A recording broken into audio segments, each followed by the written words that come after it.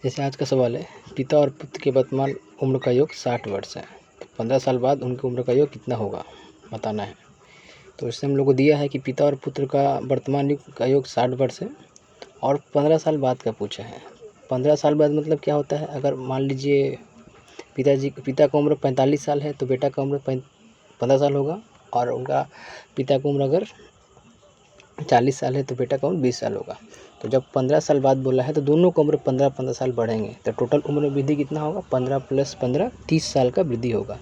तो वही 15 साल के बाद पिता और पुत्र का योग 60 + 30, ना कि 60 + 15 नहीं। यहाँ पे 2 लोग हैं तो 15-15 के 2 बार बढ़ेगा, 3 लोग रहेंगे तो 3 बार बढ़ेगा, जितने लोग रहेंगे उतना बार 15 करके बढ़ेगा।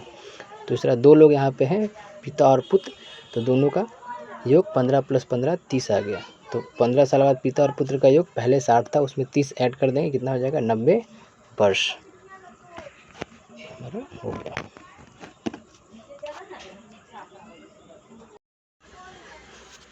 इसी पे एक और सवाल है, शोभा और उसकी माँ की वर्तमान उम्र का योग 40 वर्ष है, 10 साल पहले उनकी उम्र का और कितना होगा। इसके पहले हम लोग पढ़े थे कि 10 बाद अगर दिया रहे तो बाद का पूछेंगे तो आंसर कैसे निकालें, इस बार पहले पूछ दिया है।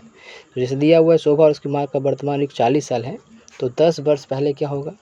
तो जिस तरह उस समय 15 साल बढ़ रहा था, तो यहाँ पर 10 साल घटेगा। तो शोभा और उसकी माँ की उम्र में कमी कितना होगा, 10 + 10 20 वर्ष। अगर यहाँ पे 3 लोग होंगे तो 10 + 10 + 10 30 वर्ष, 5 रहेंगे तो 10 + 10 + 10 + 10 + 10 50 वर्ष से कमी होगा। तो यहाँ पे 2 भाग दिया है, तो इसलिए 10 साल बाद शोभा और उसकी माँ की उम्र का योग कितना हो जाएगा, 40 - 20 मतलब 20 साल रह जाएगा।